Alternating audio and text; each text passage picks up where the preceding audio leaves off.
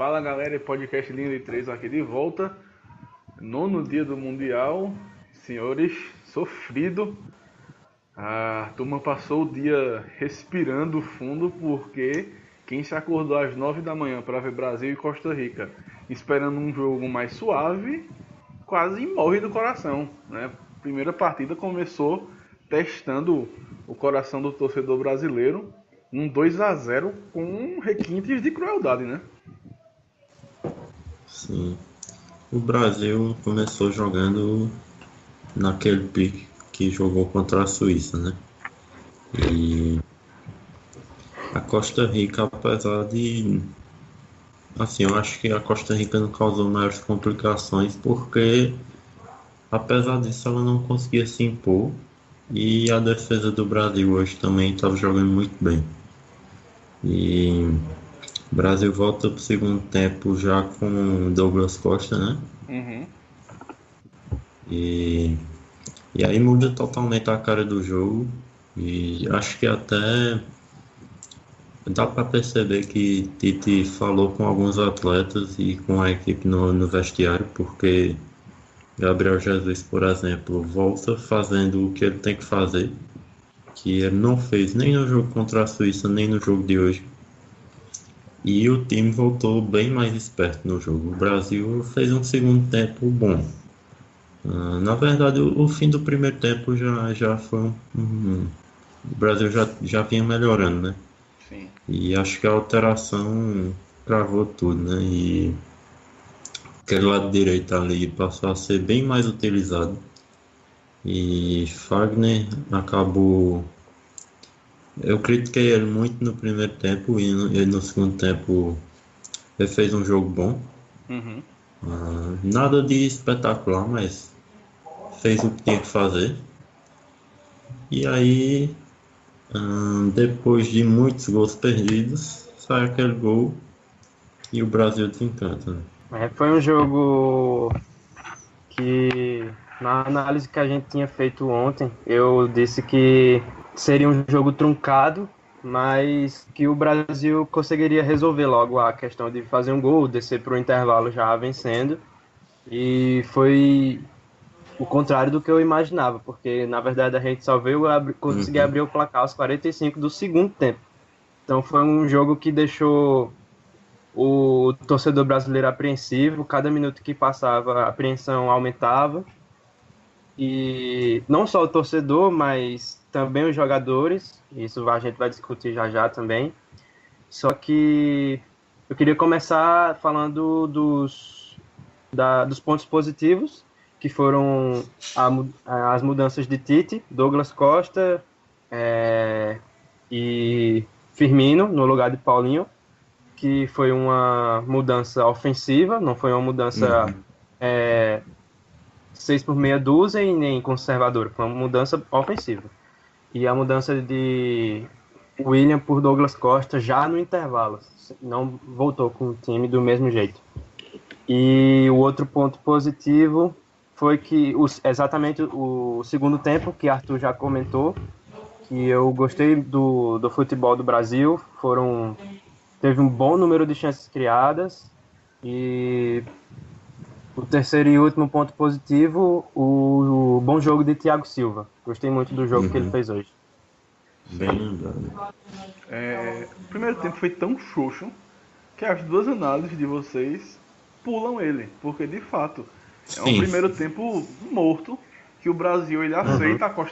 a Costa Rica toca a bola, o Brasil observa de forma passiva, justamente o que Arthur disse, repetindo aquele cenário de jogo contra a Suíça, e quando acabou o primeiro tempo a gente ficou com ar de preocupação, porque não era para ser assim. Tanto como o Lucas bem disse, a análise da gente ontem era: o Brasil, para ganhar esse jogo, tem que descer para o intervalo com a vantagem. E não aconteceu. Passou longe disso. Acho que não lembro de um Uhum. chute do Brasil no primeiro tempo. E aí, o segundo. E até disse no grupo da gente, né? Que tava faltando um volante como o Arthur ou como o Alan. Porque é preciso falar de Paulinho. Antes de qualquer coisa, antes da gente entrar no segundo tempo. Uhum. Paulinho, ele tá completamente perdido em campo. Sim, Porque sim. defensivamente ele sobrecarrega o Casemiro, porque ele não ajuda. E ofensivamente ele não sabe para onde vai. Elimina os laterais que passam, né? Porque às vezes ele puxa para a esquerda, para a direita. Ele acaba matando a subida dos laterais. E também não está aparecendo com homem surpresa. Então assim, a culpa é do estilo de jogo de Tite, ou Paulinho não está conseguindo render o que a gente esperava dele? Eu acho que um pouco dos dois, porque Paulinho nesse time do Brasil, ele tem um papel, eu acho que bem menos definido do que o que ele tem no Barcelona, por exemplo. É como se não encaixasse perfeitamente. E mas assim, ao mesmo tempo, ele não está fazendo o que ele sabe fazer de melhor, que é chegar ali infiltrando, pegar um rebote na entrada da área, coisas do tipo, né? Ele não é um volante que você vai ver ele metendo uma bola pro cara. Pode acontecer, lógico, mas não é o que ele faz de melhor, armar jogo. Ele é um volante que vai infiltrar, vai realmente chegar como elemento surpresa. E a gente não tem visto ele fazer isso, talvez porque o Brasil nessa Copa tem apresentado um futebol bem mais cadenciado, eu acho, no ataque. Mas assim, acho que a culpa é dividida.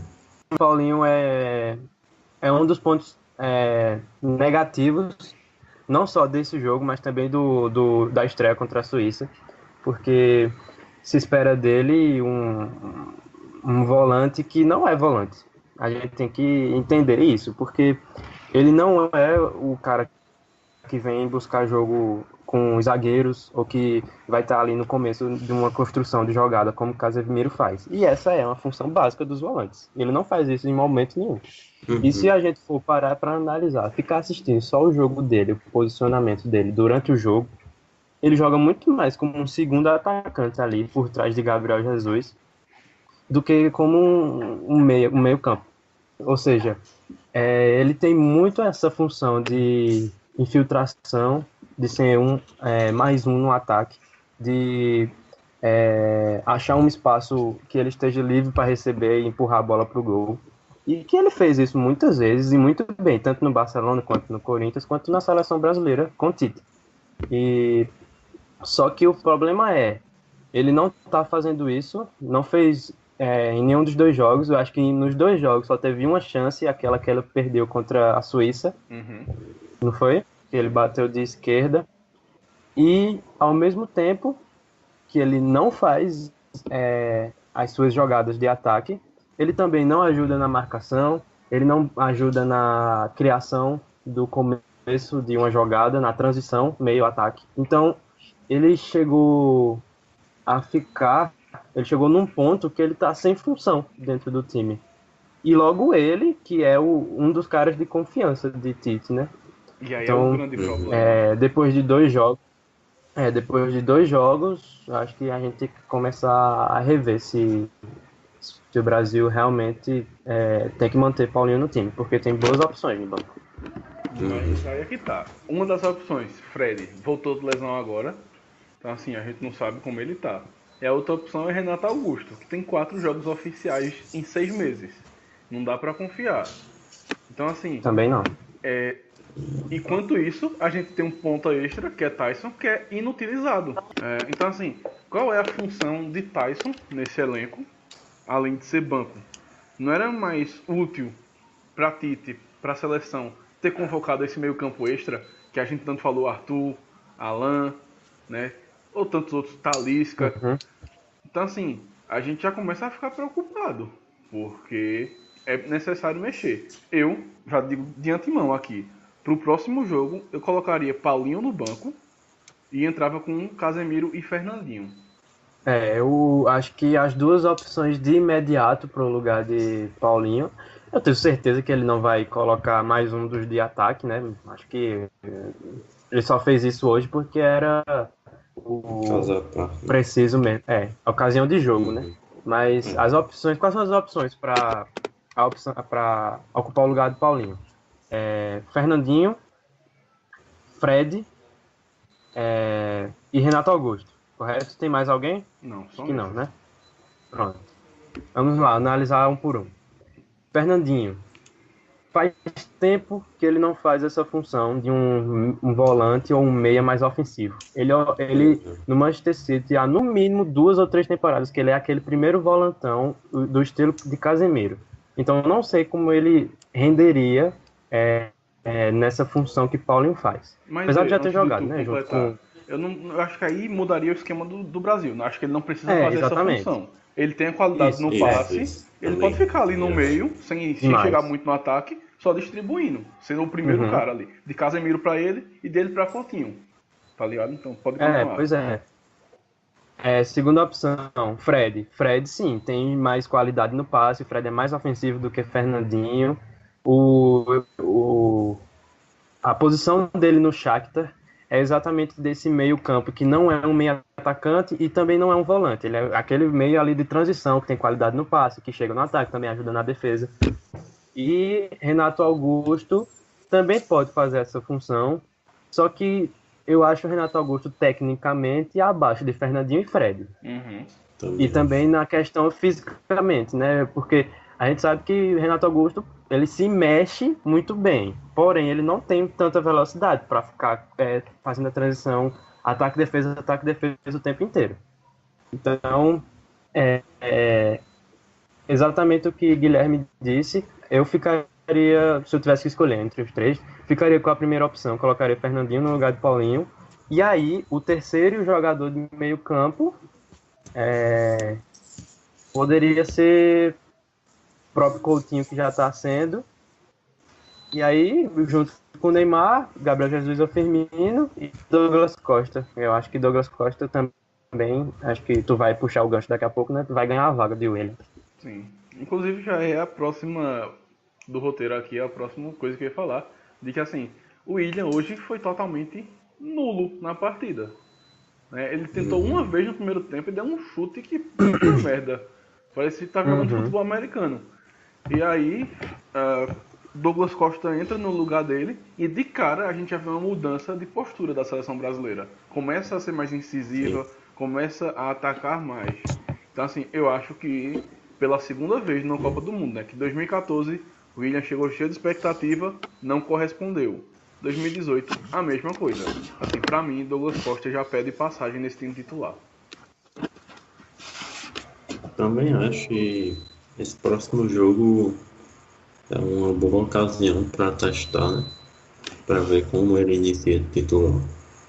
E Douglas Costa, eu acho ele bem mais explosivo que o Willian Sim. dentro de campo.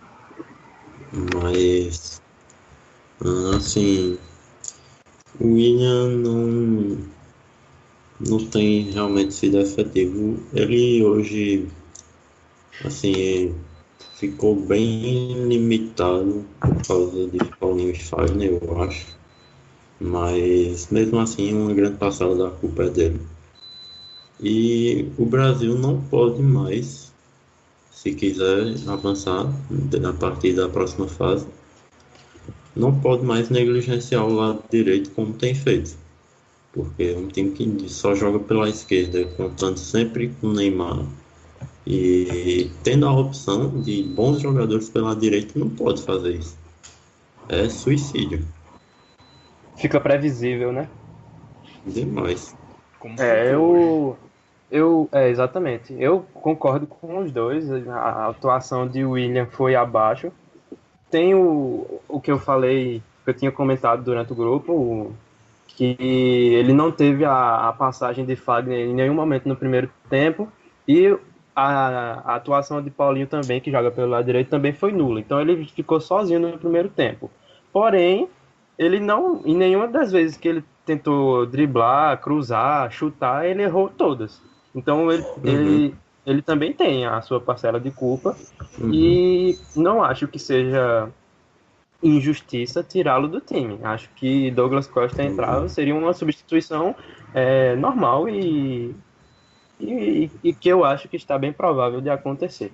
E quanto ao lado direito, que Arthur já deu o gancho, eu concordo totalmente com ele e creio que Se Fernandinho entrar no lugar de Paulinho, eu acho que o lado direito fica mais móvel, com Fernandinho e Douglas Costa, pelo fato de que o que é que Paulinho faz pelo lado direito? Ele se apresenta para receber a bola e criar uma tabela, uma jogada? Não. Ele vai para a área e espera um cruzamento. Correto? Ou ele Uhum. atrapalha a subida de Fagner, porque várias Também vezes ele tem ficou isso. ali interrompendo. É. E mesmo que ele venha receber a bola, convenhamos que o passe em uma jogada criativa não é bem a característica dele. Sim. Então eu acho que se Fernandinho entrasse ali pelo lado direito, como o Fernandinho é um jogador mais de passe, mais de ter a bola e saber fazer o jogo girar, eu acho que ele faria o lado direito ser mais móvel, tanto para o lateral direito como para o meia direito, seja ele quem for. Então,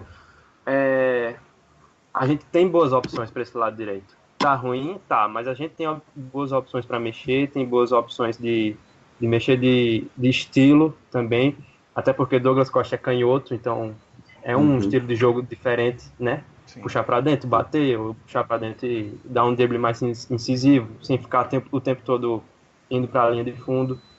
Então, realmente, tá fraco o lado direito, mas a gente tem opções boas para melhorar.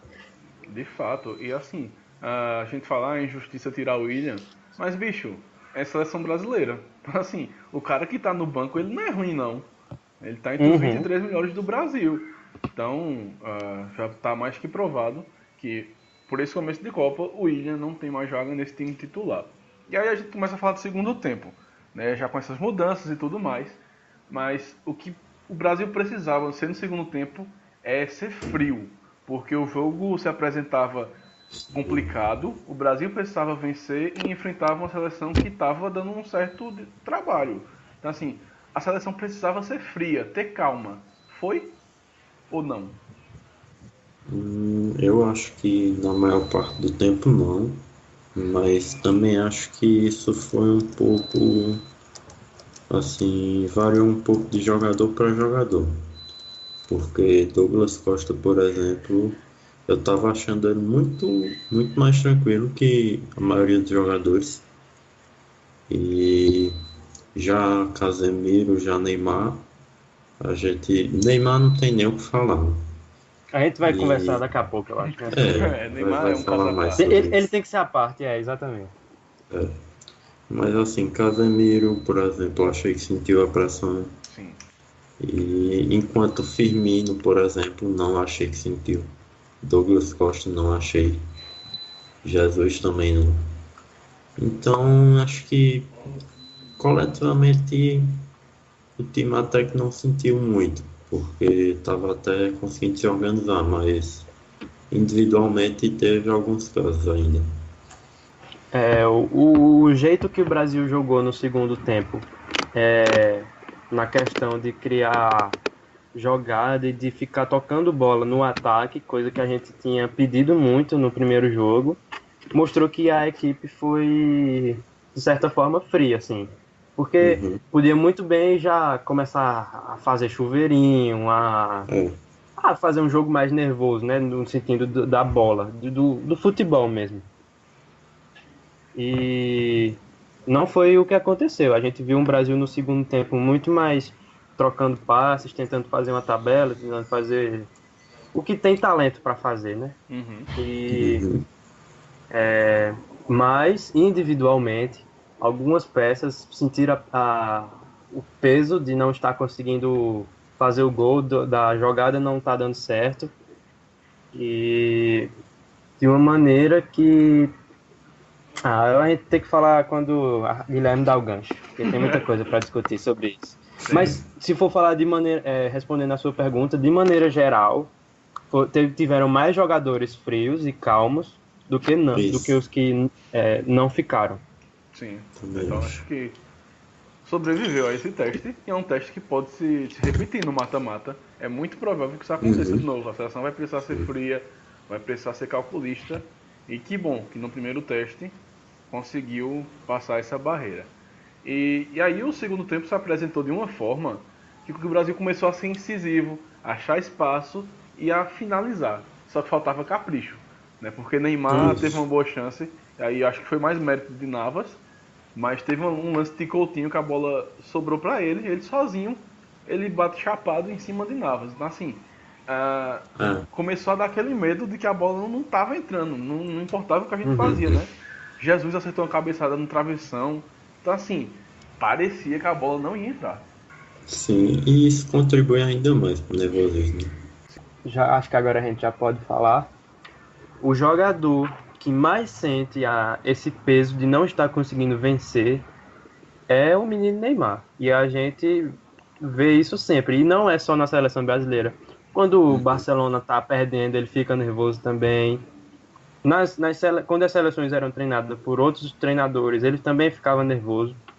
Então é um jogador que quando não está vencendo, quando não está conseguindo dar o seu melhor, sua equipe não está bem, ele começa a sentir a gente começa a ver nele uma mudança de semblante, ele começa a ficar mais nervoso. E aí é onde mora o problema, porque ele não tem boas reações quando está nesse tipo de situação. Porque tem muito jogador que consegue, né, manter que Sim, está nervoso por dentro, mas não transforma isso em más reações, não transforma isso em algo explosivo. E ele faz isso e fez diversas vezes. E aí é onde mora o problema maior, que eu acho que o Guilherme vai puxar esse assunto agora. Agora já entramos no assunto Neymar. Antes da gente adentrar na questão psicológica dele, teve um lance que fala muito de quem é Neymar quando a partida tá assim, truncada. Que é um contra-ataque pro Brasil. Jesus toca certinho para ele, se ele bate, era gol. Ele se enrola e aí ele tenta cavar aquele pênalti, né? Ele prefere o pênalti Uhum. ao gol. E aí o é, VAR anulou. Eu realmente não achei, acho que aquele toque não é suficiente para também. derrubar um jogador, mas acho que exemplifica quem é Neymar quando a partida tá difícil. Ele começa a ser Uhum. birrento, começa a querer cavar falta, É, ele deixa de querer fazer o gol, deixa de ser objetivo. Então, assim, é preocupante. E não é algo novo, nossa, que novidade. Porque a gente Uhum. já entrou na Copa do Mundo com esse receio de que num jogo difícil Neymar não vai corresponder, porque ele vai ser birrento, vai reclamar. E hoje tomou um amarelo assim, ele dá um soco na bola, o juiz viu e dá um amarelo para ele, né? é. Eu acho que, assim, generalizando, né?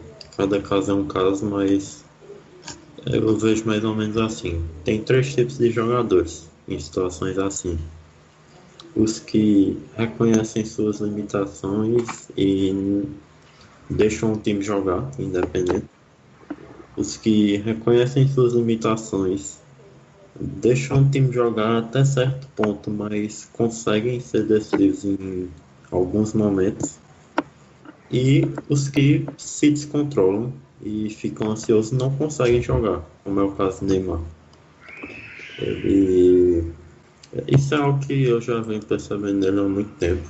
Ele, quando o time não consegue, não está conseguindo o resultado, ele quer porque quer decidir o jogo. E ele fica cada vez mais ansioso, fica querendo decidir sozinho. Uhum. Acho que esse é o grande problema. Aí, às vezes acontece com uma intensidade maior ou menor, né? Sim. E no caso de hoje, acho que foi uma das maiores que eu já vi dele na seleção. Eu tava esperando o Neymar um pouco mais maduro nessa Copa, porque pela idade, por já ter disputado outra Copa e ter se decepcionado, e porque em alguns jogos da seleção ele vinha conseguindo, assim, até com regularidade jogar bem. Sim. E aí chega o primeiro jogo da Copa, ele faz um jogo sem sal, né? É E bastante. no segundo ele faz um jogo ruim. Não é nem sem sal, é ruim. E ele reage de uma forma que não tem explicação pro jogador, pela idade, pela maturidade, pelas experiências. É inadmissível. Eu acho que assim, maturidade não é o forte de Neymar. né? Porque ele já está com seus 25, 26 anos e continua agindo como um garoto de 17, de 18. E aí tem vários culpados, né? O próprio Neymar, o pai, a mídia, os clubes, como tratam ele. Então, assim, é um jogador que ele precisa cair na real, de que ele não é mais um garoto, que ele não é mais um menino, como a internet chama, menino Neymar, não sei o que. Não é mais esse menino. Ele tá mais perto dos 30 do que dos 20. Então, assim, ele precisa amadurecer. E é como o Arthur disse, tem jogadores e jogadores. Vamos pegar o exemplo agora de Cristiano Ronaldo. Quando a partida tá difícil, tá truncada, e ele percebe que ele não pode resolver sozinho, o que é que ele faz em Portugal? Ele recua, ele vem buscar a bola, vem trabalhar ela, tocar. Ele não tenta fazer as coisas sozinho. E Neymar não, ele tenta, ele quer ir pra cima de qualquer jeito, ele quer driblar, ele quer chutar. E isso acaba atrapalhando mais do que ajudando. Vale ressaltar que olha a diferença técnica do time de Portugal e do Brasil, né? Sim. Ele não tem confiança na seleção brasileira. Essa é a impressão que dá. Eu acho que, primeiro falando do futebol dele, eu achei que ele melhorou coletivamente, porque eu não vi ele prendendo tanta bola nesse jogo, como fez no primeiro jogo. Acho que ele teve até muitas vezes que a bola chegava e ele já ia logo tocando mais primeiro, fazendo o jogo rodar. Então, coletivamente, eu vi uma melhora nele nesse jogo. Só que o que pesou foi as horas decisivas, porque ele recebeu no primeiro tempo um passe magistral de Felipe Coutinho, ele dominou recuando para Navas, ele não conseguiu chegar na bola. Se ele domina direito ali, ele sai na cara do gol. Ele saiu na cara do gol com aquele passe de Gabriel Jesus no segundo tempo, mandou a bola para fora. Sim. Claro, Navas tem seus méritos, mas ele mandou a bola para fora. Ele no lance do pênalti também, ele faz a jogada toda e na hora de finalizar ele prefere o pênalti. Então, nas horas decisivas ele tá pecando muito e eu acho que nas horas decisivas é onde pesa a falta de ritmo, os 3 meses sem jogar. Porque não é pouca coisa e eu acho que nessas horas pesa um pouco. E acho que depois do gol que ele fez hoje, prevejo uma melhora já para o terceiro jogo. Ele já mais leve, ele já mais calmo para acertar o pé. Mas, de fato, não fez um bom jogo. Fez um jogo, no máximo, mediano, se eu tivesse que analisar. Não foi nada de outro mundo. Mas saindo do futebol e já entrando já mais na questão externa e psicológica, dele, eu queria fazer ligar com Cristiano Ronaldo e Messi de novo. Primeiro, Cristiano Ronaldo. Vocês lembram da atuação de Cristiano Ronaldo em 2014? Nula. Não jogou bem. Portugal foi eliminado na fase de grupos, passou Estados Unidos, a Alemanha tudo bem, levou 4-0 da Alemanha e passou os Estados Unidos. Mas tem um porém que ele estava machucado também, né? É isso que eu ia falar agora. Ele vinha de uma lesão e é o melhor jogador do mundo e ele vinha de uma lesão. Então, se Cristiano Ronaldo tem seu tempo também para se recuperar de uma lesão, obviamente Neymar também é. Pelo que eu sei, os dois são seres humanos ainda. Se bem que dizem que Cristiano Ronaldo é um robô, né? Robôzão. Mas, então, eu acho que Neymar tem que ter mais calma com ele, porque sim, ele está se recuperando de uma lesão, ele está voltando, assim como Cristiano Ronaldo estava em 2014. E a outra comparação é com o outro gênio da bola, Messi, porque a gente estava falando aqui das reações de Neymar durante o jogo, quando está perdendo, quando as coisas estão difíceis, e pode ter certeza, tem muito torcedor argentino que olha para as reações de Neymar, compara com Messi e pensa, caramba, como eu queria que Messi fosse assim também. Pode ter certeza, sabe por quê? Porque tem muito torcedor argentino que odeia a frieza de Messi, que não gosta do jeito que Messi perde um jogo, como perdeu contra a Croácia, e saiu de cabeça baixa o de cabeça baixa, caminhando normalmente pro vestiário. E não teve, sabe? Porque tem torcedor argentino que gostou muito mais da bolada que Otamendi deu na cara de Rakitic do que da ausência de Messi no jogo. Pode parecer soar estranho, mas vocês sabem torcedor argentino como é. E eles são assim. Então, cada caso é um caso. Eu acho que Messi tem seu jeito, Cristiano tem seu jeito e Neymar tem seu jeito. Até que ponto é maturidade e até que ponto é particularidade, entendeu? Porque Messi, se a gente for analisar, ele é o cara mais maduro do mundo.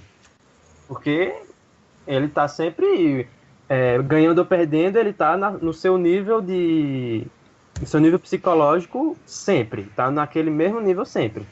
A não ser que quando acaba o jogo, que perde, sei lá, naquela Copa América que ele perdeu, tá, chorou. Mas, e Neymar? Até que ponto isso, as reações que ele tem em campo não é simplesmente o jeito dele de ser, a particularidade dele, e não uma falta de maturidade. Entendeu? É algo a se pensar também. Porque a gente viu o Cristiano jogando a bola em Jordi Alba quando a Espanha estava na frente contra Portugal. Então todo jogador tem uma reação ruim. Maradona, que é o maior ídolo da Argentina, já fez um caos dentro de campo. Aquela final da Copa do Rei, Barcelona e Atlético Bilbao, o jogo virou uma guerra por causa dele. Ele saiu distribuindo voadora em todo mundo. E ele é o maior ídolo da história da Argentina. Então, são particularidades, eu acho.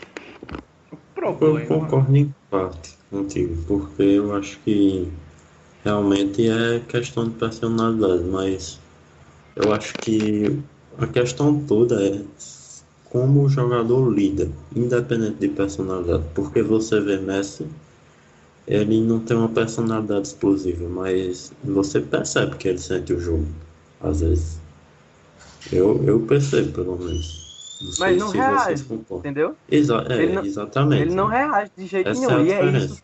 é isso que o torcedor Mas argentino aí- odeia nele.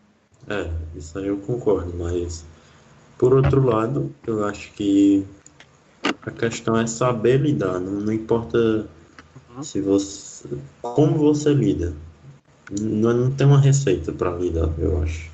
Então, eu também Mas, acho que ele mas você tem que reage saber muito lidar. mal. Você não pode, não é algo justificável. Lógico que não foi isso que você disse, mas não justifica nada assim, Não justifica. ele pela personalidade dele. Porque Eu espero muito que seja um lance de maturidade mesmo, porque se for, dá tempo dele amadurecer e melhorar isso. Mas será que não Mas era pra ele ter se não amadurecido for, já? com certeza, com certeza. E é isso que me preocupa, sabe? Porque ele já tá com 25, 26 anos e ainda tá desse jeito, então quando é que ele vai, sabe? E se isso for o jeito dele mesmo e ele for assim pra sempre, como Maradona foi? Entendeu? E como muitos outros, né? Não só Maradona. Tô falando Maradona aqui porque a gente tava falando de Messi, mas muitos outros. Sempre foi esse Mas jogador se assim. ele for assim, Fica velho ele vai diminuir o que e ele pode continua sendo ser. explosivo. pois é. Ele Se perde for o quê? Como é? Porque veja, Se ele continuar desse jeito, ele não vai ser o que ele poderia ser se ele não fosse assim. Ele vai ser menor. Pois é. Exatamente. Ele tem que botar isso na cabeça. Se for. Tem que ter alguém que dê esse choque de realidade nele. E infelizmente a gente sabe que as pessoas que convivem não dão. O pai dele não dá. A mãe muito menos. Bruna Marquezine eu não sei, mas acredito que não. É só. A gente não pode botar. A última que tem culpa é ela. Não vem da tabocada nela, não. A mídia muito menos. Tem comentarista que critica? Tem, óbvio. A gente vê na ESPN, a gente vê no próprio Sport TV. Mas não tem como. Eles não conseguem mudar a cabeça do jogador. Quem tinha que fazer isso seria as pessoas realmente que estão ali com ele, mais próximas. E, pelo visto, até agora não fizeram tanta diferença, não. Porque quando a gente pensa que, não, agora vai, ele mudou. Ele sempre volta a fazer as besteiras, não. Se for o caso, até procurar ajuda profissional, porque isso é uma coisa que limita muito o potencial dele. Eu acho que a questão toda não é o jeito que ele reage, é em que sentido ele reage, porque ele pode ser explosivo para decidir um jogo e pode ser explosivo para tomar cartão besta. Então, acho que é questão de em que se converte essa Uhum. personalidade dele. Exatamente. Vamos imaginar que. E se ele transformasse essa explosão dele e vou dizer, não, agora eu vou jogar bola, então calar a boca desses Pois cabos aí é. que estão me batendo, que estão me caçando, esse juiz que não marcou meu pênalti, né? Porque ele foi, primeiramente, foi depois do pênalti, né? Que ele ficou revoltadíssimo na partida. E se ele transformasse isso em futebol, né? Porque a gente viu algumas vezes ele fazer isso, né? Mas e se ele fizesse isso sempre? Ele estaria num patamar maior do que ele já está. Que foi o que o Guilherme falou. Exatamente, acho que assim, hoje ele é o terceiro melhor jogador do mundo. Isso a gente não discute. É Cristiano, Eu Messi não discuto e isso. Neymar. Claro que essa temporada de Salah foi superior, mas isso aí foi uma temporada atípica. No conjunto da obra é É. Neymar, ponto. Mas assim, Uhum. de Uhum, fato, se ele controlasse isso, eu acho que ele estaria mais próximo ainda de Messi e de Cristiano. com certeza. Uhum. E assim, ele não consegue, Não, porra. É complicado. pois é. Não, e é incrível. Agora eu vou até. Não, eu não vou me contradizer, não, porque eu não estava defendendo ele. Eu estava dando Sim. é, mais opções para a gente pensar sobre o caso, né? Mas Uhum, ele foi para o PSG para ser a estrela do time, correto? Sim. Correto. uhum. E mesmo ele sendo praticamente o dono do time ali, não parou esse tipo de ação. É, Porque ele teve problema interno com os jogadores, ele teve problema com o sinceramente, técnico, às ele vezes teve. parece até que piorou, né? Exatamente. Parece que talvez porque exatamente por ele ser o dono do time ali, entre aspas, o dono Uhum, ser o melhor tecnicamente, tenha aumentado mais ainda o ego dele, né? é, uhum.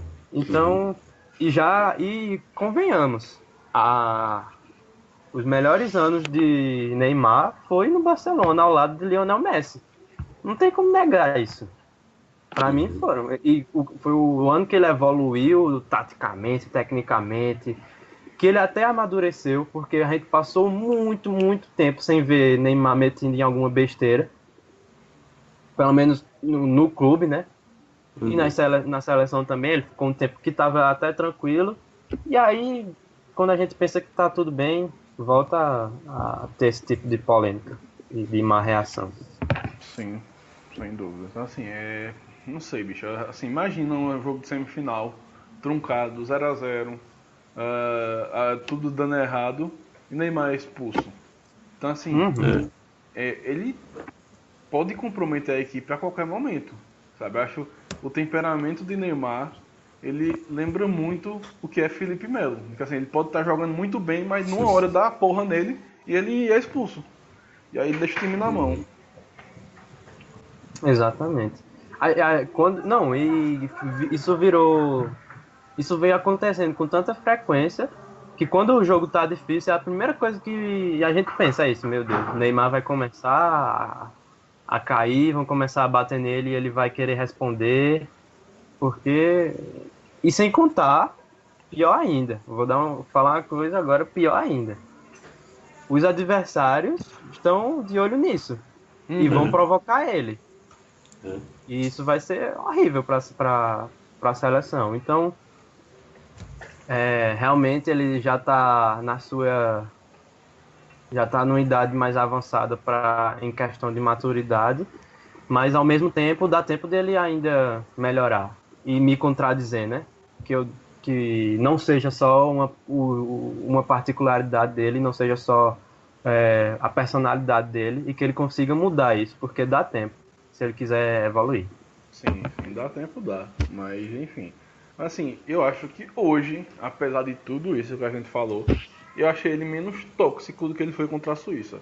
Justamente É, pelo que tu disse, de que assim, ele foi um pouquinho mais coletivo, né? Tocou mais a Uhum. bola. Então, assim, na balança, ele evoluiu minimamente. Mas, assim, ele tem que evoluir muito mais para se tornar o que uhum, a gente espera dele, né? Do que ele tem potencial, ele tem essa qualidade para se tornar esse jogador. Ele já demonstrou isso algumas vezes, mas precisa demonstrar isso com uma maior frequência. E aí, o segundo gol foi o gol do Neymar, mas assim, mascaram um pouco a atuação, porque Arthur até mandou alguns prints pra gente no grupo da turma dizendo: nossa, menino Neymar é foda, critica mais.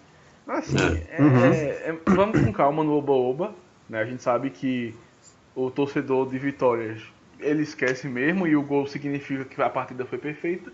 Não foi.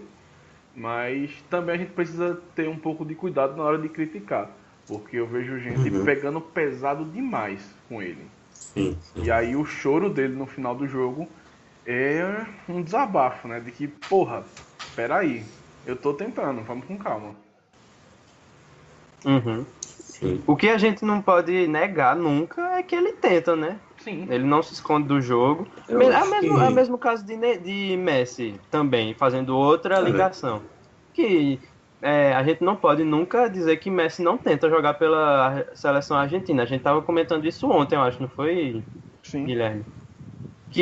Mas que, infelizmente, por mais que ele tente fazer tudo, parece que tem alguma coisa que trava Messi e a seleção ali, que no final não dá certo, mas ele tenta. E Neymar também, né? Ele, do seu jeito, sendo tóxico ou não, jogando muito bem ou atrapalhando, ele tá ali o tempo todo dando a cara a bater e acho que o choro no final representou o peso que estavam botando em cima dele. Talvez ele tenha aliviado bastante. Do confronto ele não foge, né? Pois é. Mas eu acho que tem dois tipos de cobrança aí em Neymar.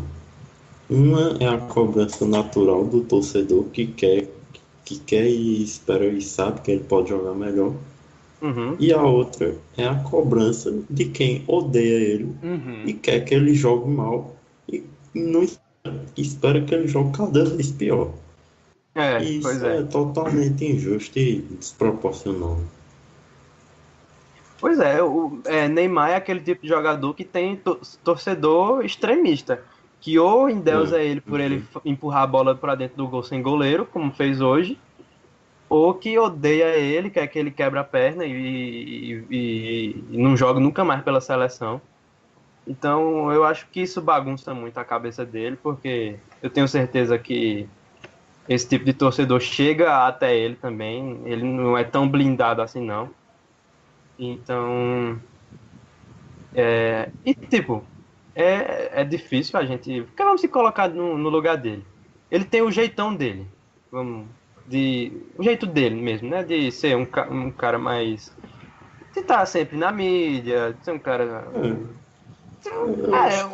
mais na moda e tal. E tem torcedor, principalmente aquele torcedorzão mais conservador, vamos dizer assim, que odeia isso. O cara só tá sendo ele, tá? Neymar só tá sendo ele. Mas aí eu tava pensando nisso esses dias. Porque se você pegar, por exemplo, Romário é um cara que inegavelmente tem um ego gigante. E esse torcedor que critica Neymar porque tem um ego gigante é o mesmo que endeusa Romário, às vezes. Qual é o sentido? É porque então, o acho que ele é muito marcação, assim. A gente não via Romário ir pra mídia, ser tão badalado quanto o Neymar. Acho que é isso que pesa, sabe? Porque os tempos são outros, né? Agora tem rede social, agora tem jornalista como o queridíssimo lá da ESPN falou, que dá notícia até quando ele vai no banheiro. Porque eu tenho certeza, do jeito que o Romário era o principal jogador em 94, se fosse nos tempos de hoje, Romário seria o mesmo jeito de Neymar. Seria a imprensa em cima dele, ele seria o jogador com mais seguidores no Instagram, entendeu? E já que a gente falou de Romário, ele com o gol de hoje ultrapassou a marca de Romário, está com mais gols do que o baixinho, e ele se igualou a Pelé e Rivaldo como os 3 únicos camisa 10 que fizeram gol pela seleção no Copa do Mundo. Pouca coisa, né? Apesar de tudo isso, ele consegue essas marcas, tá assim... Segue quebrando marcas e vai quebrar muito mais, pô. Ele tem pelo menos mais 2 Copas pela frente. Então, assim, se botar a cabeça no lugar, pode esperar que Neymar vai longe. E aí, para a gente fechar o assunto seleção brasileira, chega aquele momento ingrato, né? Ou grato hoje, de dar as notas individuais. Começando por Alisson. Adianto logo, vou dar nota 5. Foi pouco participativo, mas assim, ele não sai do gol. Isso me dá uma agonia do cacete. Porque assim, a bola fica pinicando na área, ele não sai, não fica plantado lá. Então assim, por isso eu não dou nota maior para ele. Eu acho que Alisson jogou bem hoje. Eu gostei da atuação dele. Eu concordo até que ele devia sair mais às vezes, mas ele fez umas saídas bem providenciais também hoje. Principalmente naquele momento que o Brasil foi para cima e deixou poucos jogadores na defesa. Então acho que um 7 para ele. Só para lembrar que minha média é 5, então abaixo de 5 é ruim e acima de 5 é mínimo mais bom. Deixa eu ver, para Alisson, eu não lembro dele ter feito nenhuma defesa mesmo. Então, não, eu acho que eu vou dar a nota 5 mesmo, vai ficar na média ali. Não vou dar o bom exatamente pelo que Guilherme falou. Teve aquele lance que a Costa Rica, no segundo tempo, ficou trocando passe de cabeça ali na área. Pois é, pô. Quase na pequena área. Ele podia ter saído e ter tranquilizado, mas não saiu. Achei isso uma escolha errada. E só por isso eu vou dar a nota 5 também. Então, avançando, na ponta direita, Fagner. Tava muito curioso para ver como seria ele. O primeiro tempo foi muito abaixo. No segundo, achei que ele melhorou. Então, no conjunto da obra, seguindo essa avaliação de Lucas de que 5 já está na média, eu dou um 5,5 para Fagner. Poderia ter sido melhor, mas também não comprometeu muito, não. Eu acho que Fagner é um 5. Porque eu acho que. Vou nem comentar. Eu acho que no primeiro tempo, assim, eu odiei a atuação dele, não vou mentir. Ele tava passando pouco, tava passando errado na hora errada, principalmente porque o William é um ponta de ir para a linha de fundo e jogar a bola na área, e ele não estava permitindo isso, porque quando ele tocava, ele já passava, sem o William decidir o que ele ia fazer. E aí ele já tirava uma opção de William. E aí o William só podia ou cortar para o meio ou tocar. E aí Paulinho também não tava ajudando muito. Então acho que isso pesou muito. Mas no segundo tempo ele fez um jogo bom até. Tava apoiando bem.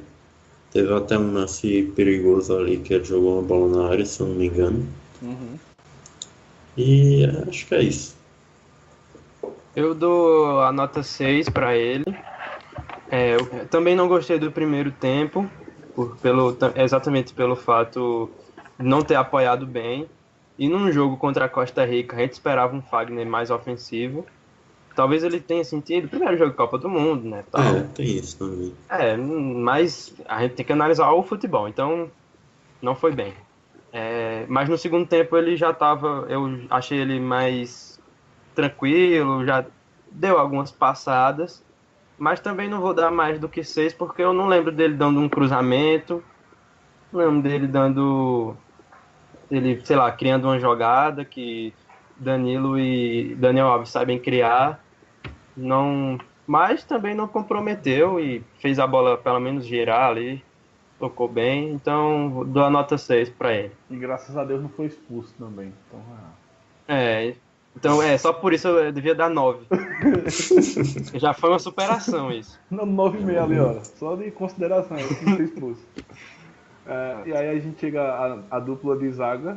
Eu vou dar a mesma nota e a mesma avaliação. Muito seguro, tanto Thiago Silva como Miranda. Quando foram exigidos, os dois foram perfeitos na disputa das bolas. Por isso dou nota 8 para os dois. Eu acho que Thiago Silva e Miranda realmente fizeram um jogo bem bom, e Thiago Silva não sentiu o peso da abraçadeira. Pois é. Apesar acho que ele liderou bem o time.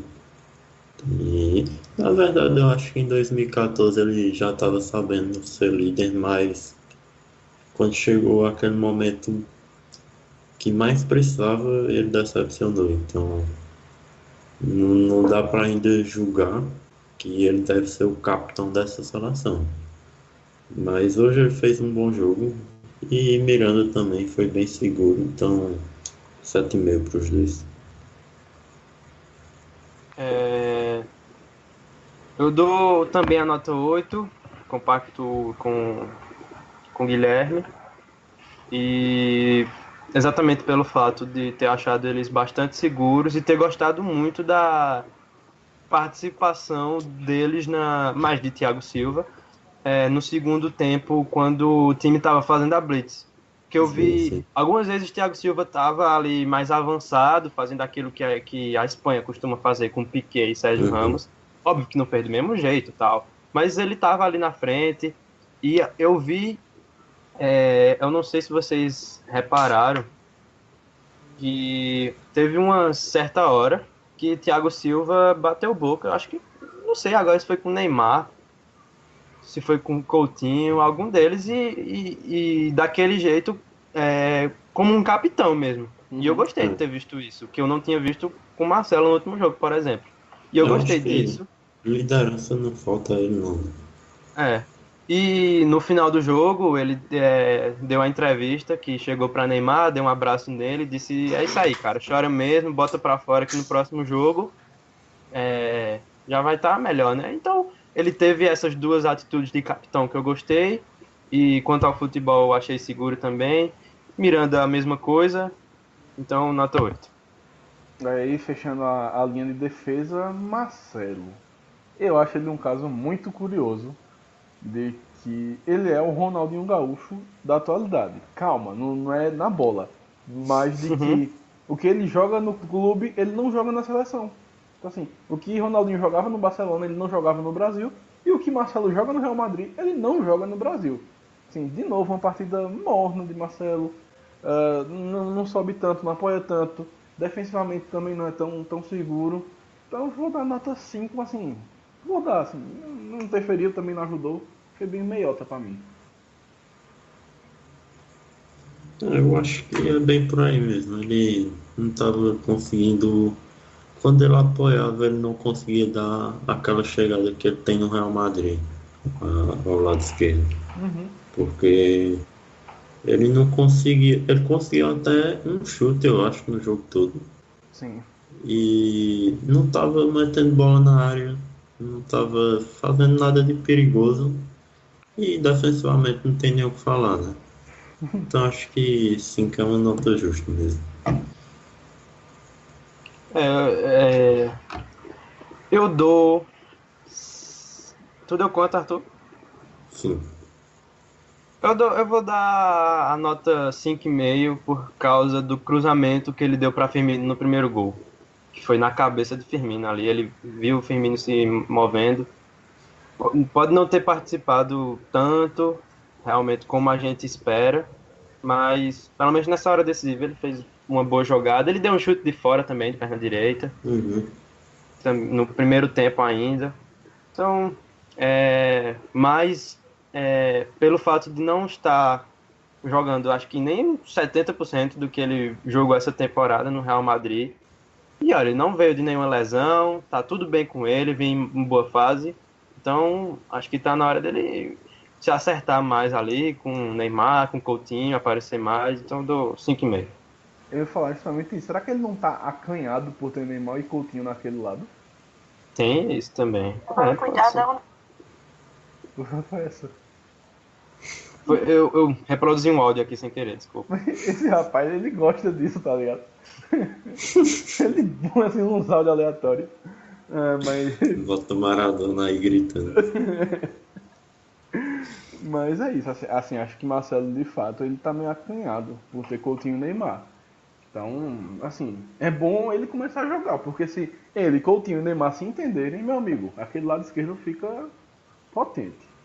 E aí agora a gente chega na meiuca, Casemiro. De novo, acho que Casemiro fez uma partida muito segura defensivamente. Muita gente contestando porque ele errou muitos passes, não sei o quê. E aí, pra mim, ele errou muito passe porque ele tava fazendo duas funções, a dele e a de Paulinho. Paulinho não tava aparecendo. Então ele teve que chamar essa responsabilidade. Por isso, eu dou nota 7 para Casemiro. Acho que Casemiro. Paulinho também, na verdade, parando pra pensar agora. Acho que os dois foram bem abaixo do esperado, mas Casemiro, por ter uma função mais. Eu não diria que é mais discreta, mas é uma função que é um pouco mais difícil de oscilar, de acordo com o jogo, eu acho. Só por diferença técnica, lógico, que não foi o caso hoje. O Brasil enfrentou a Suíça, que tinha um ataque mais perigoso, e ele jogou bem. Aí enfrentou a Costa Rica, que tem um ataque quase inofensivo, ele não jogou nada. Qual é a explicação para isso? Ele. Não é que ele não jogou nada, né? No primeiro tempo eu até achei que ele jogou bem, mas no segundo tempo ele estava fazendo muita besteira, errando passe besta. E se eu não me engano, até numa das bolas que Alisson saiu, foi nas costas dele.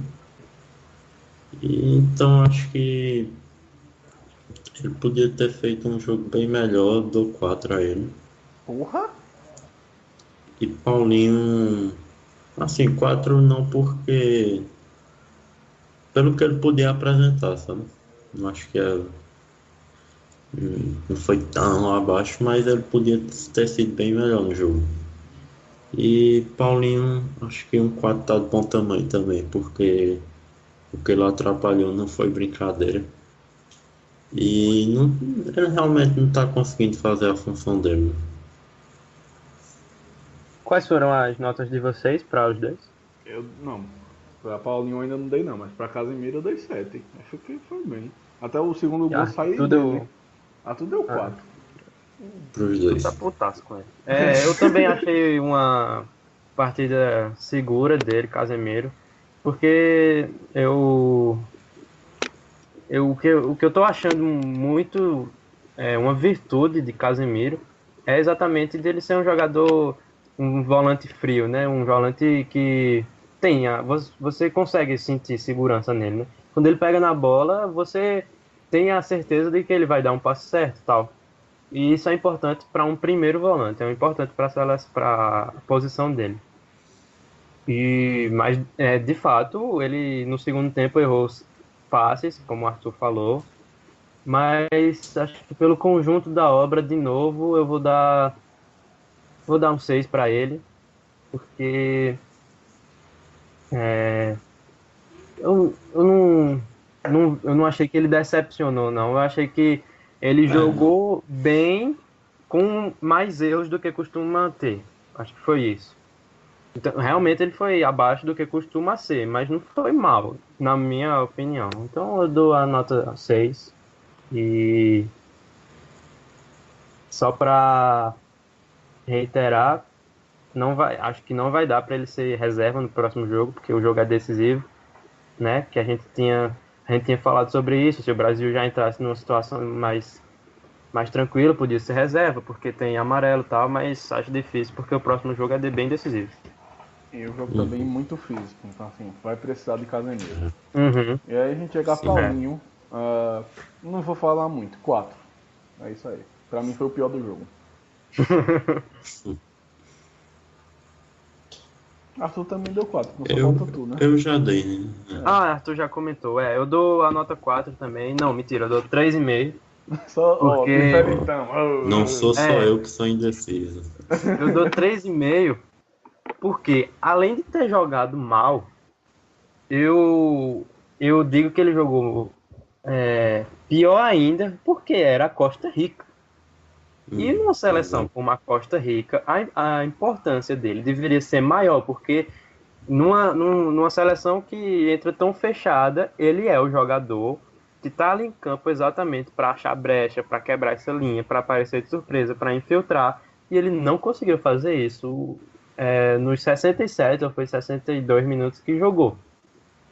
Então, porque se fosse, sei lá, uma Espanha, uma Alemanha, Aí já, tudo bem, ok, vamos deixar passar. Mas a Costa Rica.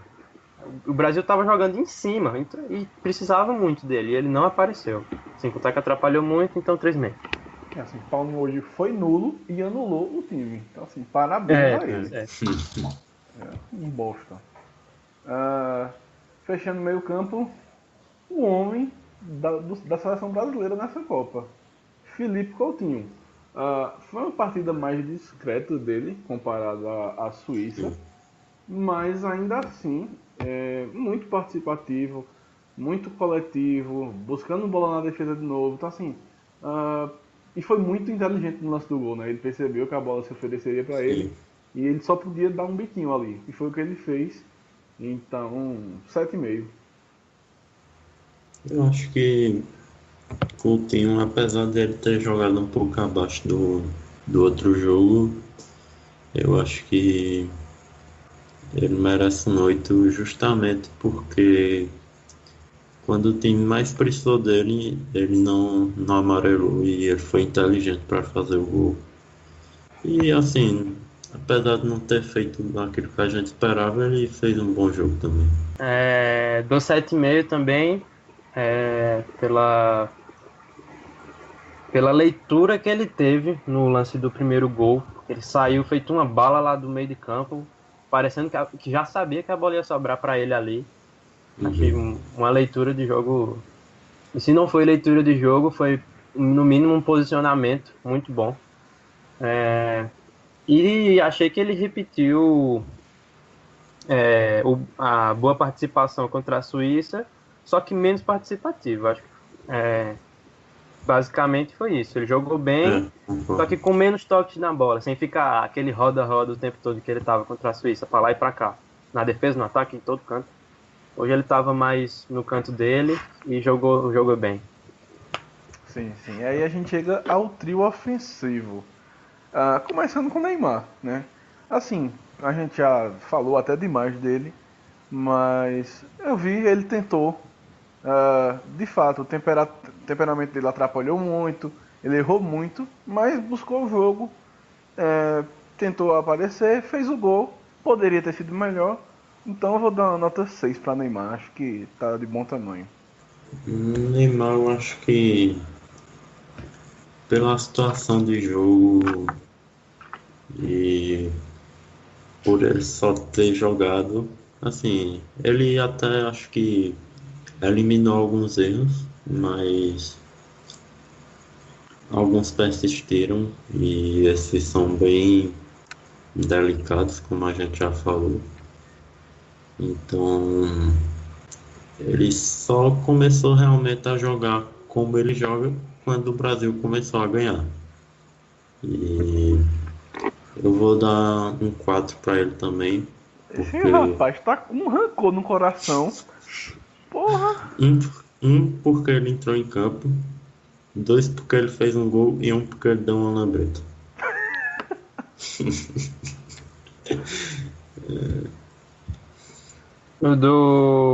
Vou dar a nota 6 também, pela melhora coletiva. Não dou mais porque errou muito nas horas das decisões, como eu comentei. Mas não vou analisar nada da parte de reação psicológica, a gente está analisando aqui só futebol, né? Uhum. Então, eu dou a nota 6. Não, eu dou 6,5 porque eu gostei da lambreta. Só para rebater, Arthur. Jesus também não me convenceu ainda nessa Copa. Não só nessa Copa, nos últimos 5 jogos. Nos últimos jogos, né? Não vem sendo um grande jogador. Melhorou no segundo tempo, foi um pouquinho mais móvel, começou a se aproximar dos 2 pontas, mas ainda precisa melhorar. 5,5. Eu acho que Jesus, pela evolução, acho que ele jogou bem melhor. Mas de fato ele fez um primeiro tempo bem pobre. Mas pelo segundo tempo dele eu daria um 7. Peraí, pô. O cara dá 4 pra Neymar e 7 pra Jesus. Isso aí é perseguição. Aí é rei. Ô, bicho, ele participou do lance do gol. E no E segundo Neymar fez o tempo gol, ele seu porra. fez o segundo gol, quando já não importava mais nada. Teu cu. Tá todo mundo com o cu na mão. Ah, Opa, olha o alarme. Não, eu acho que o gol dele foi. O gol dele não, né? Que ele participou Vamos foi sair no bem mais tapa. importante. Ele deu aquela cabeçada na trave. Ele flutuou o segundo tempo todinho, então acho que ele fez um bom jogo, assim, de forma geral. Babaca. Eu daria 4 pelo primeiro tempo, daria 5,5 pelo segundo, e pela participação no gol eu acabo dando 6. Acho que 7 também já é demais, também, Arthur. Compactou com o Guilherme. Mas eu acabo dando 6. Eu gostei do jeito que ele reagiu ao jogar do lado de Firmino. Gostei deles dois juntos. Tanto que a jogada do gol saiu de um Firmino, Jesus e Coutinho. Que Firmino claramente cabeceou para Jesus. E eu gostei de ter visto isso. E quanto a Jesus, ele, na jogada do gol, além dele ter ajeitado, a gente dá para perceber que ele protegeu para o jogador da Costa Rica não avançar, o que estava marcando ele. Porque viu que Coutinho estava chegando. Eu também gostei disso que ele fez. E teve a movimentação, aquela cabeçada na trave, então 6,5. Ou foi 6 que eu dei? Tu deu 6. Não vem dar Foi meio 6, conta 6, mais 6. não. Só porque é 6, Jesus, 6. só que é filho de Deus. 6. Mas assim, eu ainda também ainda não me convenceu e tal. Então, espero que ele melhore mais ainda. Não, pra mim ele não melhora mais não, porque pra mim já começa no banco. Agora a gente chega em William. Também, depois de Paulinho, pra mim foi o pior em campo. Nota 4. Não tem o que falar não. Também acho, nota 4 pra ele. Também dou 4, só pra ele não ser o pior, porque eu dei 3,5 pra Paulinho. E porque ele foi muito atrapalhado também pelos companheiros do lado direito, então 4. E os jogadores que entraram, Douglas Costa, eu vou dar 7,5, porque entrou muito bem, deu opção, variação para o ataque, foi mais decisivo, foi mais agudo. Assim, em 45 minutos, ele fez o que o William não fez em 3 tempos. Então, assim, 7,5 para Douglas. Eu acho que talvez se ele tivesse jogado mais tempo, eu daria um 8 a ele. Sim. Mas pelo que ele teve a oportunidade e pelo que ele fez, acho que um 7,5 tá de bom tamanho mesmo. Também dou 7,5, as mesmas coisas que vocês pontuaram. Mas, Arthur, Douglas Costa tentou dar um elástico ali no meio do jogo. O que foi que tu achou disso? Não, pô, eu não disse que a lambreta do Neymar foi ruim, não. Eu dei um ponto a mais a ele por causa da lambreta, pô. Pô, pensei que tu tinha criticado. Então tudo bem. Não. Então eu dou 8 só por Tem que causa fazer isso mesmo. do elástico que ele Eu deu. já ia chamar Arthur de Arthur César Pereira, né? Que não pode mais fazer nada. Pode não. Não. E aí, Bob Firmino, nota 7. Acho que Firmino entrou bem. Novamente, ele entra, dá mobilidade, dá opção. Mas ele precisa caprichar um pouquinho mais na finalização. Mas apesar disso, acho que ele já pede passagem. Eu concordo com 7 pra ele também, acho que é justo. Ele fez uma participação boa. Apesar de ele ter sido até um pouco discreto, mas acho que nos lances que ele apareceu, ele foi muito importante, então acho que um 7 é justo. Dou 7 também, por ter se encaixado bem na posição que entrou, que não foi de centroavante, que ele sempre entra, pela participação no primeiro gol. Só não dou 7,5 por causa exatamente da pontaria, que ele teve uma boa chance ali num passe de Coutinho e mandou pra fora de novo. Fernandinho, eu acho que não deu tempo de avaliar ele. Então deixo sem nota, não tem muito o que falar não. Só fica a consideração de que assim, pode entrar no lugar de Paulinho. Tem um 14º jogador que eu vou dar nota só pela zoeira. Eu vou dar 7,5 para Ederson só porque ele derrubou Tite.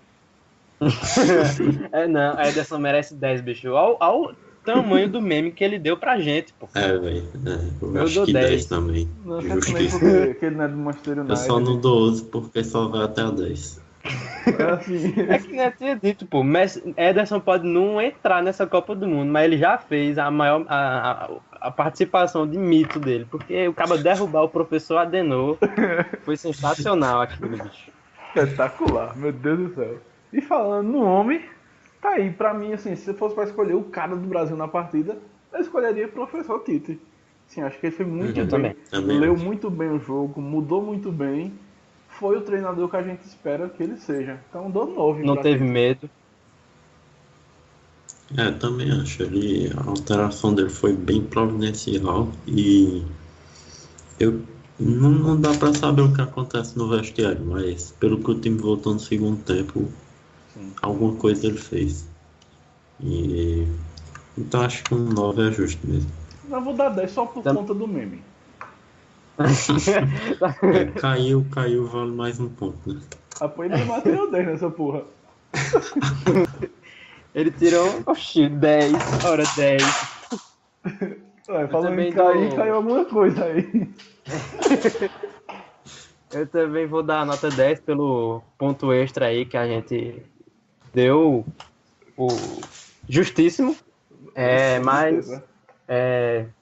botou Douglas Costa que foi muito bem. Ele podia, sei lá, ter botado Tyson ou Renato Augusto, que são os homens de confiança dele, né? Uhum. Por ter tirado o Paulinho e colocado um atacante, Firmino, e tem muita gente que diz que ele é um técnico muito conservador. Acho que se ele fosse, ele não tinha feito isso. Ainda mais com o Paulinho, que também é um homem de confiança dele. Pelo jeito que a equipe voltou no segundo tempo, que acho que com 3 minutos já estava pilhadaça. Então teve, sim, dedo dele. E, e é isso. Pelas mexidas e pelo jeito que a equipe voltou no segundo tempo. De fato, é um homem do Brasil. Então agora passamos essa página quase uma hora e meia. Pequena. 1 hora e meia aqui, porque Rapaz, na edição vai diminuir, mas assim, foi 1 hora e meia. Para chegar ao segundo jogo do dia, Nigéria 2, Islândia 0. Sei lá, achei surpreendente, não esperava não. Eu também não esperava. Eu fiquei bem impressionado com o time da Islândia. Assim, não tanto porque eu já esperava que fosse jogar bem, mas fez um primeiro jogo muito bom, então nesse segundo achei que faria bem melhor. Apesar de eu não ter assistido o jogo todo, mas eu esperava que a Islândia pelo menos conseguisse segurar um empate para complicar a Argentina. Nem isso conseguiu. também. Mas acho que a Islândia ainda pode complicar a Argentina. Pode complicar a Argentina ainda, né? Pode Ou não? pode. O cenário Pode sim. Contra- esse grupo ficou uma suruba, mas ainda. Todas Enfim, estão vivas. eu acho A Croácia quase. está classificada e as outras 3 estão vivas. Todas têm possibilidade. Eu acho até meio injusto a Islândia não passar, sinceramente. Vai depender do próximo jogo também, né? Mas. Uhum. Porque eu acho que o futebol é bem mais consistente que o da Argentina. Talvez seja mais um injustiçado como o Peru, né? Foi no outro grupo. Para mim foi muito injustiçado o Peru. Também acho que a Islândia foi abaixo do último jogo, porém também não consigo dizer que foi ruim, não achei uma má atuação nesse jogo. Só que a gente tem que falar também que infelizmente a Islândia não tem um poder ofensivo muito bom quando tem que ir para cima. Uhum. Então, porque a gente viu no começo do jogo a Islândia se fechando para o time da Nigéria. Porque quando é para a Argentina, quando é para a Inglaterra, tudo bem, mas para a Nigéria Não, mas é o jogo deles aí. fica estranho. Só que, exatamente. Só que quando precisaram ir para cima, não tiveram êxito. E o que a gente. As duas virtudes desse time da Islândia quais são? A defesa ótima e a eficiência quando chega no ataque. E aí hoje a gente não teve nenhum das duas, porque tomou 2 gols. O primeiro gol, que a defesa estava bem desmontada, foi um contra-ataque. Estava bem desmontada. Do próprio veneno. Sim, exatamente. E, inclusive, que golaço de Musa, porque aquela dominada ali Sim, no que ar gol. foi impressionante. Detesto É, esse porra. e Quem eu... Ele joga pensou muito FIFA. rápido. Não, quem joga FIFA Pois- detesta esse porra. É, verdade. E também não teve a eficiência, porque até pênalti teve e não converteu. Sim. Logo, um jogador que eu gosto muito, sou fã dele, de Gylfi Sigurdsson. E então foi uma Islândia que não conseguiu repetir seus ótimos rendimentos, mas segue viva e principalmente se pegar a Croácia reserva. Tem essa Uhum. possibilidade. Em que a Croácia pode mandar 6 jogadores reserva. Acho que assim, Uhum. o que matou o jogo hoje foi o porra do Musa. Porque Musa pegou Foi. a bola assim, vou resolver. Fez os 2 gols, acertou um belo chute no travessão. A velocidade dele, que a gente que joga FIFA conhece muito bem, foi o fator que desequilibrou a partida. Porque a defesa da Islândia é lenta, é muito forte e alta, não tem velocidade. E aí quando o Musa foi acionado, ele sobrou, né? O segundo gol foi prova disso. Uhum. Ele passa do marcador com facilidade, dribla Raldorso e faz o segundo gol como se fosse treino. Ah, sobre o pênalti, eu achei bem marcado, né? Acho que foi pênalti. O jogador da Nigéria chegou atrasado e Sigurdsson perdeu a chance de botar fogo no jogo, né? Porque se ele faz Uhum. aquele gol 2-1, a reta final seria bem interessante. Eu queria só fazer mais um comentário sobre esse jogo. Parabenizar também o técnico da Nigéria, porque a entrada de Renato e de Musa foi mudança dele. No último jogo, os dois tinham sido Uhum. banco. E aí, Musa, exatamente o jogador que ele colocou, fez os 2 gols e Renato fez uma ótima partida também. Então, também queria parabenizar o treinador da Nigéria, que fez 2 mudanças muito boas. Providenciais, providenciais. E tirando o Iwobi, que é um jogador também, assim, de um certo... É bem renomado, né? Jogador Uhum. do Arsenal e tal. E também Galô, era o camisa 9 titular. E ele sacou os dois, colocou Musa e Renato, os dois jogadores mais leves, mais velozes, e deu certo. Ou seja, para quem acompanha a Premier League, nenhuma surpresa. A culpa era do jogador do Arsenal. Tirou ele, aí o time ganhou. Uhum. É. E aí é inevitável a gente falar da classificação. A Croácia classificada, líder, praticamente vai passar em primeiro, 6 pontos. E aí é briga de foice no escuro, porque Nigéria, 3 pontos, é a segunda colocada. Islândia e Argentina tem 1 ponto, mas a Islândia tem um saldo melhor, quer dizer, menos pior. Né? Tem -2, a Argentina tem -3. E qual será a última rodada? Islândia e Croácia, Nigéria e Argentina. Assim, a Nigéria basicamente ela joga pelo empate, né? Porque se ela empatar, ela vai a 4 pontos e a Islândia teria que tirar 3 gols de saldo. Ou dois já seria suficiente. Mas aí pega a Croácia. E sei lá, bicho, eu realmente não sei o que esperar dessa última Tá muito rodada. bagunçado. Muito, muito. É. Porque a, a Argentina pega uma Nigéria que joga por um empate e que, além disso, vai jogar a vida, vai entrar como nunca, com sangue nos olhos. E pelos 2 últimos jogos da Argentina, o futebol que apresentou nos 2 últimos jogos, eu acredito que vai ser bem difícil para a Argentina conseguir vencer da Nigéria. E porque a Islândia pega a Croácia já classificada. E que, pelo visto, não tem muita preocupação. Na verdade, não tem possibilidade de terminar em segundo, né? Não é isso? Tem, mas assim, a Já... Nigéria tem que tirar 5 de saldo.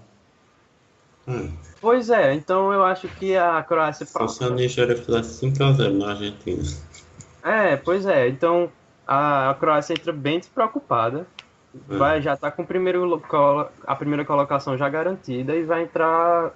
E talvez acabe entrando com reserva. Então, ainda assim, mesmo o resultado da Nigéria ter sido o melhorzinho para a Argentina, continua bem difícil. Não, o melhorzinho seria um empate, né? Assim, se tivesse que ter uma É vencedora, verdade. foi o menos pior. Uhum. Mas vamos trabalhar. Pode falar, Arthur. Pelo que eu fiquei sabendo também, em algumas notícias aí, o time da Argentina, os jogadores, tinham pedido a demissão de São Paulo. Sim. Foi. E eu acho que a Argentina chega nesse jogo bem desgastada. É assim. Então não é um jogo Demais. fácil de jeito nenhum. O cenário interno da Argentina ele é caótico desde o começo da Copa. Né? Porque dias antes da Copa começar, Sampaoli foi acusado de assédio sexual a uma empregada lá na AFA. E essa bagunça que a gente está vendo. Mas vamos trabalhar com as possibilidades da Argentina. Se a Argentina empatar, ela está fora. Né? Não tem nem para onde. Se perder, mais ainda. Se a Argentina ganhar, ela tem que torcer para a Islândia perder. Porque senão vai pro saldo de gols. Vamos imaginar que a Argentina faça 2-0 e a Islândia faça 1-0. Fudeu. Se a Argentina ganhar, não vai para 4? Mas se a Islândia ganhar, também vai para 4. Então, mas se a Islândia empatar, a Argentina passa também, né? Calma, se a Islândia empatar e a Argentina Se a Islândia ganhar, empatar e a Argentina ganhar. aí a Argentina passa. É um cenário que pode acontecer, né? Nada de outro mundo. Tudo pode acontecer aí, né? Essa é a graça. Exatamente, é um grupo bem engraçadinho. Os jogos acontecerão terça-feira, dia 26, às 3 horas da tarde. Então, preparem seus secadores, porque a Nigéria precisa dessa força da gente. E aí a gente chega no último jogo do dia, um jogo que interessava e muito a seleção brasileira e que, me surpreendeu. Suíça 2, Sérvia 1, de virada. A Suíça vence a partida. Ontem eu e Lucas tratávamos esse jogo como um possível jogo tolete. Graças a Deus não foi. Foi um jogo bem legal de se assistir. E eu fiquei sabendo quase agora que tem uma rivalidade nesse jogo. Vocês sabiam disso? Então, Porque se eu soubesse, eu já não ia esperar um jogo tão ruim. Essa rivalidade, ela é política. E a comemoração dos 2 gols da Suíça tiveram mensagens políticas. A FIFA proíbe que os jogadores comemorem fazendo algum gesto, mandando alguma mensagem política. Vamos situar o ouvinte que não conhece toda essa história. Vários jogadores da Suíça têm descendência de Kosovo ou da Albânia, que tentam há muito tempo se libertar da Sérvia. Na verdade não é da Sérvia, é da Iugoslávia. Né? Antigamente houve toda uma guerra entre Iugoslávia, Kosovo e Albânia. A Sérvia ela é vista como herdeira da Iugoslávia, como a Rússia é da União Soviética. E o pai de Xhaka, ele ficou mais de 3 anos preso pelo governo da Iugoslávia por protestar. Xhaka fez o primeiro gol hoje e na comemoração ele fez menção à águia da Albânia. A comemoração dele é a águia de 2 cabeças, que é um símbolo nacional do país. Então assim, alfinetou a Sérvia. E Shaqiri também fez o mesmo gesto quando ele faz o gol. Shaqiri ele tem descendência de Kosovo e de Albânia. Ele faz o mesmo gesto e ele joga com a chuteira que tem a águia da Albânia. Então assim, a guerra lá é pegada. Exatamente. Ele tem ele se naturalizou suíço, mas a descendência dele é de Kosovo e da Albânia, que foi a Albânia foi o símbolo que ele fez o símbolo que ele fez com as mãos, né? A bandeira da Albânia. Sim. Eu achei, primeiro, a atitude da FIFA ridícula, primeiramente. Não sei se já houve alguma advertência ou alguma punição para os dois, para isso que eles fizeram. Se tiver, acho que para mim seria... Pois é, eu acharia algo ridículo, porque não vi nada demais, e acho que eles têm o direito deles de fazer isso, e achei algo que foi legal de se ver, porque teve muita gente fala que política e futebol não se misturam. Eu Tá bom acho que que é esse do pessoal caralho. não viveu a época de Dr. Sócrates, né? Porque e de muitos outros jogadores que se Eu acho envolveram que tanto na política tudo que quanto. envolve nações é impossível não envolver, de certa forma, né? É, exatamente. Não, e muita gente não. Por exemplo, a mesma pessoa que critica esse gesto que eles fizeram é a pessoa que odeia, que fica criticando quem não torce pro Brasil. Ah, porque você tem que ser patriota, É, você tem que ser não sei o quê. Foi a mesma atitude que eles tiveram. Eles tiveram o patriotismo da Albânia e de Kosovo. Kosovo e honraram suas descendências, o é. pai de Chaka. Eles foram patriotas. Então, De certa forma, é como tá se ligado sim. fosse. De certa forma, é como se fosse bater no escudo da seleção quando faz o gol. É, Só exatamente. que em um assunto bem mais delicado, né? Uhum. Então, assim, eu gostei de que a gente deu um tapa bem dado num certo comentarista da Globo, né? Que é isso, assim, política e futebol sempre se misturaram e sempre vão se misturar. Fechar os olhos para isso é uma ignorância tremenda, é um desserviço ao jornalismo. Mas O que só. não acontece, o que não acontece, só para terminar, é Uhum. um anular a outra. Isso Sim, nunca. Sim, Não é sim. É, porque isso o não pode futebol acontecer. existe, Concordo. não é porque o futebol existe que a gente tem que parar de falar de político, só porque um país está passando por uma dificuldade que todo mundo tem que parar de assistir futebol. Não, uma coisa não deve anular a outra, mas elas estão interligadas, sim. e é impossível separar elas. É isso, não dá Uhum. para separar. Mas falando. Até porque Sim. quando você trata de uma coisa assim, por exemplo, você vai ter uma França e Alemanha. Como é que você vai impedir os jogadores de jogar com mais vontade porque tá jogando contra um adversário que tem uma história aí de rivalidade? Exato, É pô. uma coisa inevitável, não tem ridículo. E a FIFA vai punir, o problema é esse, é saber qual vai ser a punição e quando. Mas vai ter, assim. Acho que também não pode chegar assim, vocês não vão mais jogar a Copa do Mundo, porque vai ser um rebuliço gigante. E, enfim, né, esse negócio da FIFA precisa ser revisto. Mas falando do jogo propriamente dito, a Sérvia começou avassaladora, né, em 5 minutos pressionou e achou o gol com o Mitrovic. Mas depois disso, a Suíça cresceu na partida, né? E teve. é, Talvez a gente esteja diante da principal virtude dessa Suíça, que é não se intimidar quando leva um gol e ter paciência para fazer, para marcar o gol, porque foi isso que aconteceu contra o Brasil. Foi lá e marcou quando já estava perdendo, e hoje também empatou quando já estava perdendo no segundo tempo e conseguiu ter forças para virar ainda.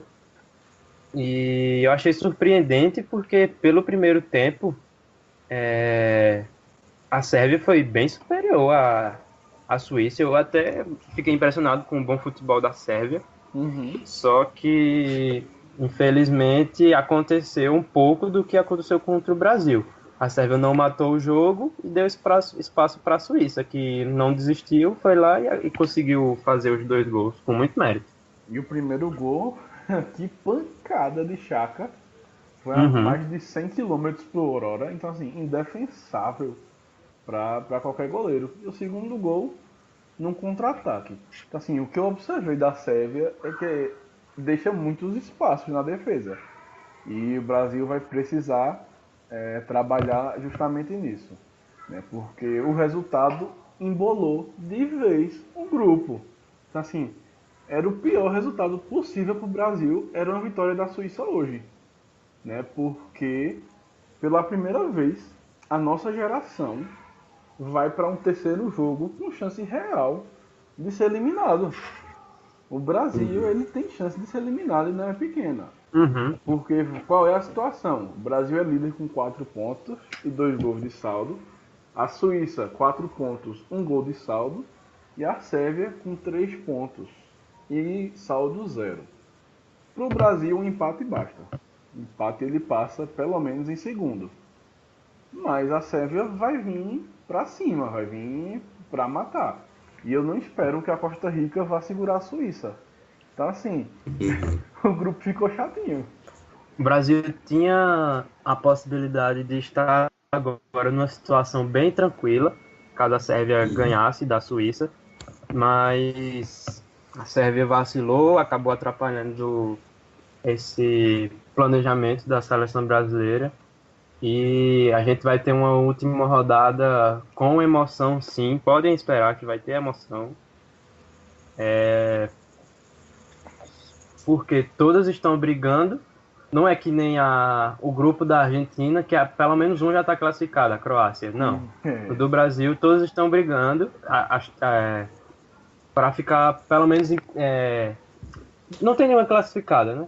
Porque tem uma eliminada, ok, Costa Rica, mas não tem nenhuma classificada. Sim. Então a situação está bem pesada, não está fácil. Só que...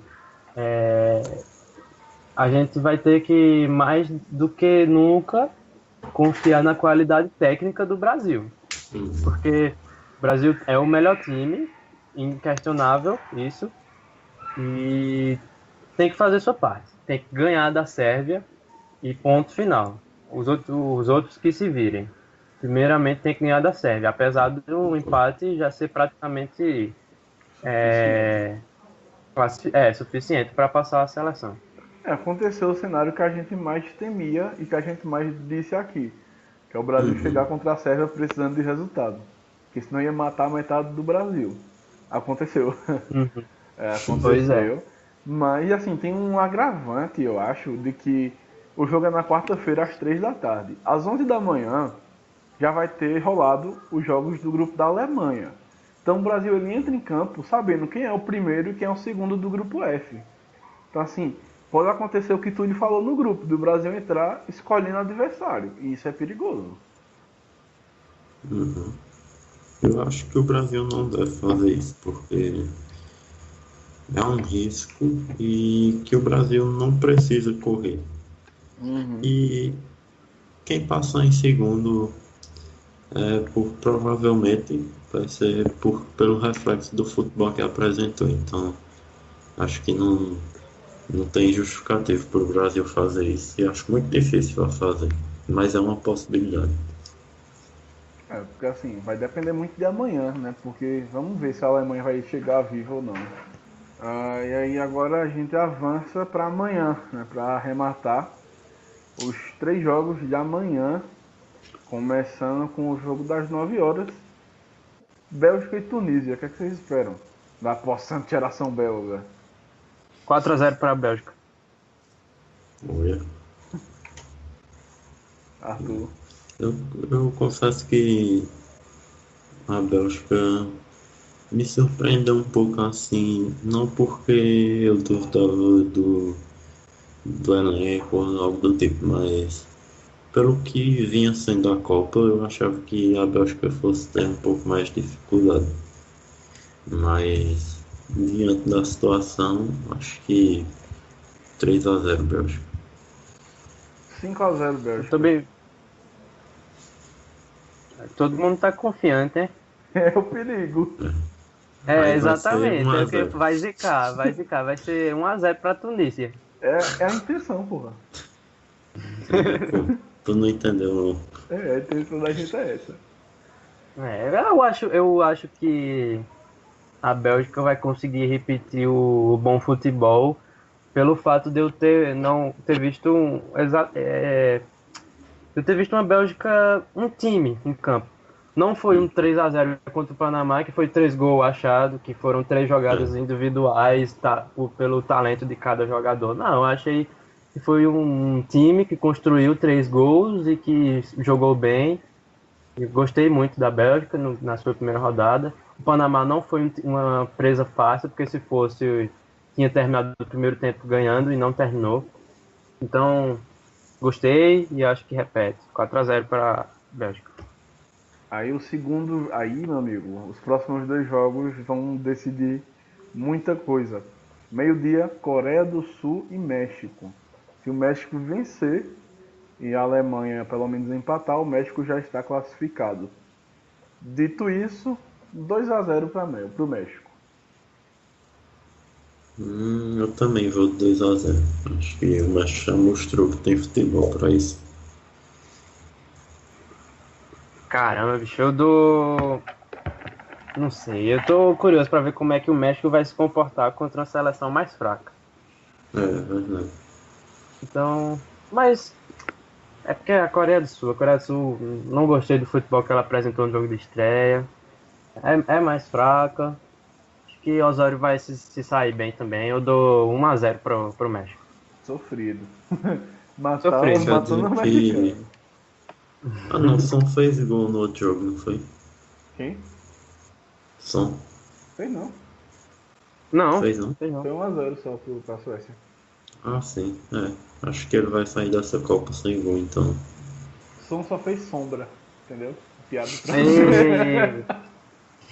Essa eu gostei. E aí a gente chega pro jogo das 3 horas.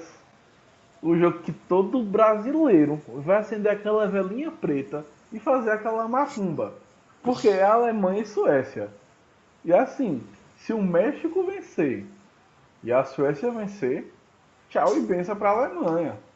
Então assim, é um jogo nervoso e eu vou matar a Alemanha. Vou de 1-1. O meu placar.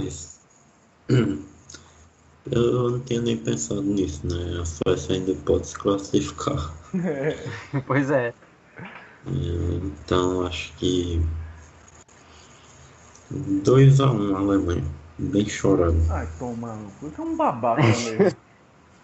Eu dou 1-1. Infelizmente. Eu dou 1-1 por não ter gostado da Alemanha contra o México e pela Suécia ser um time muito aguerrido.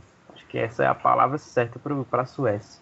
Sim, E chato demais. tendo a chance de se ganhar, se classificar, vão entrar mais aguerridos ainda. Mas dou 1-1, dou 1-1. Meu amigo, imagina se acontecer isso amanhã, de Suécia e México vencer a Alemanha e cair fora.